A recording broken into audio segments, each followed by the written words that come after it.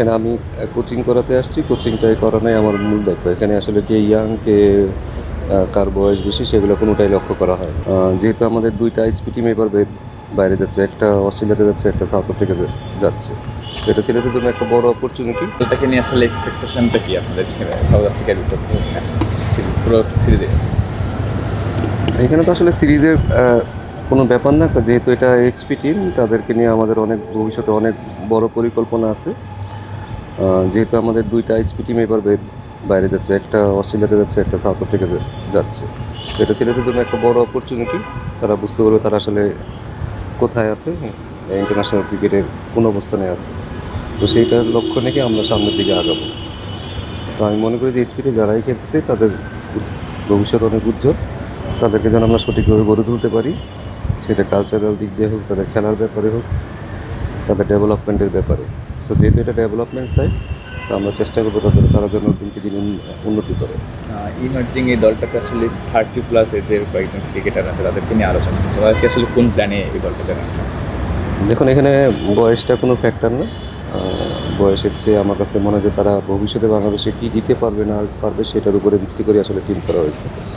তো ভবিষ্যতের কথা লক্ষ্য করে এখানে আমরা কখনো এজ ব্যারিয়ার রাখিনি। কারণ আমাদের দেশে দেখা যায় অনেক ছেলে যারা ন্যাশনাল টিমে ঢুকবে তাদের আসলে খুব বেশি অপরচুনিটি থাকে না।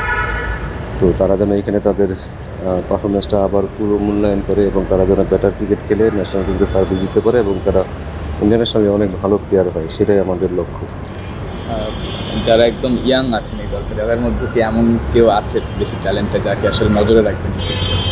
দেখুন, এইচপি মানে হাই পারফরমেন্স মানেই হচ্ছে এখানে যারা ভবিষ্যতে একটা হায়ার কিছু অ্যাচিভ করবে, ওরকম মেন্টালিটি, ওরকম ভিশন নিয়ে ছেলেদেরকে নেওয়া হয়েছে। এখানে আসলে কে ইয়াং, কে কার বয়স বেশি সেগুলো কোনোটাই লক্ষ্য করা হয় না। তার যদি সম্ভাবনা থাকে সে যে এজে হতে পারে, সেটা আর্লি স্টেজে হইলে ভালো, সেটা কোনো সমস্যা নেই। বাট তাকে যেন প্রতিটা মুহূর্তে সে যেন ইমপ্রুভ করতে পারে, সেদিকে আমাদের লক্ষ্য থাকবে। আপনার ন্যাশনাল টিমের যাত্রাটা আপাতত শেষই হয়ে গেল আর কি, আপনি এসটিতে কাজ করবেন।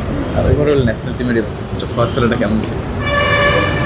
না, আমার ন্যাশনাল টিমের সাথে যোগাযোগ থাকবে এমন না যে আমি একেবারে ওদের থেকে আলাদা। কারণ এই ছেলেগুলোর সাথে আমাদের একটা লিঙ্ক থাকবে, ভালো একটা যোগাযোগ থাকবে। যে তারা যদি জাতীয় দলে দেখেন, জাতীয় দলে যারা হোয়াইট বল রেড বল আছে তাদের প্র্যাকটিসও আমাদেরই করাতে হবে। তো আমাদের একটা যোগাযোগ সবসময় থাকবে। আমি কখনো নিজেরই ফিল করি না যে আমি জাতীয় দলের বাইরে আসছি। আচ্ছা, আবারও নিশ্চয়ই তার মানে সুযোগের অপেক্ষা আছেন এরকম ব্যাপারটা? না না, সুযোগের তো এখানে সুযোগের ব্যাপার না। এখানে যোগাযোগ থাকবে। যেহেতু প্লেয়ার সবাই সবার সাথে আমাদের সবার যোগাযোগ থাকবে। আর এখানে আমি কোচিং করাতে আসছি। কোচিংটাই করানোই আমার মূল দায়িত্ব। এখন আমি কোথায় করতেছি সেটা আমার কাছে খুব বেশি ইম্পর্টেন্ট।